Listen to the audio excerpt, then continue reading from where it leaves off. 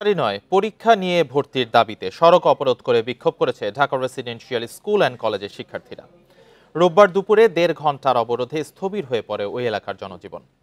অভিভাবকদের দাবি, লটারির মাধ্যমে শিক্ষার্থী ভর্তিতে স্বজনপ্রীতি ও দুর্নীতি হয়। রেসিডেন্সিয়াল স্কুল অ্যান্ড কলেজের শিক্ষার্থীরা তাদের মূল ফটকের সামনের প্রধান সড়কটি বেলা ১১টায় অবরোধ করে। এ সময় মূল সড়কে যান চলাচল বন্ধ হয়ে যায়, যার কারণে আসাদ গেট থেকে শুরু করে শ্যামলী ও আগারগাঁও এলাকায় ব্যাপক যানজট তৈরি হয়।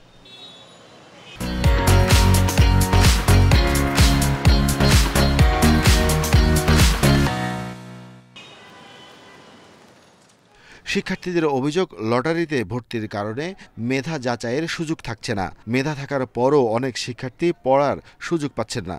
প্রতিষ্ঠানটিতে মেধার সংকট তৈরি হচ্ছে। পরীক্ষা দিয়ে ভর্তি হবে আর ডে শিফটে যারা ভর্তি হবে তা লটারির মাধ্যমে ভর্তি হবে। তো আমরা চাই হচ্ছে মূলত কোনো বৈষম্য থাকবে না এই নতুন বাংলাদেশে। সে নিজের যোগ্যতাকে দিয়ে নিজের প্রতিভাকে দেখায় তারপর সে এই কলেজে আসতে পারবে। এই আন্দোলনের মূল কথাটা হলো যে ভর্তি পরীক্ষার মাধ্যমে যোগ্য একজন ছাত্রকে যাচাই করার জন্য।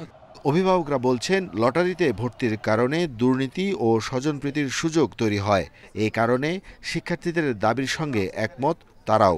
বাংলাদেশের মতো দেশে লটারিতে আসলে আমরা একেবারে 100% স্বচ্ছ হবে এটা আমাদের ভাবাটা কিছুটা হলেও প্রশ্নবিদ্ধ।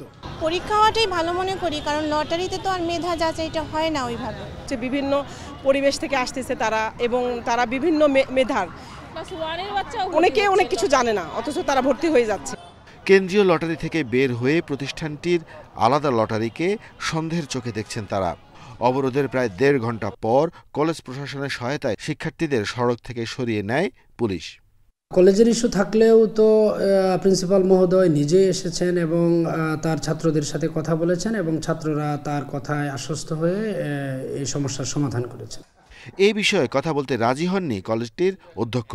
জানান, শিক্ষা মন্ত্রণালয়ের সিদ্ধান্তের বাইরে তার কোনো কিছু করার সুযোগ নেই। Arafatur Rahman, independent news, Dhaka.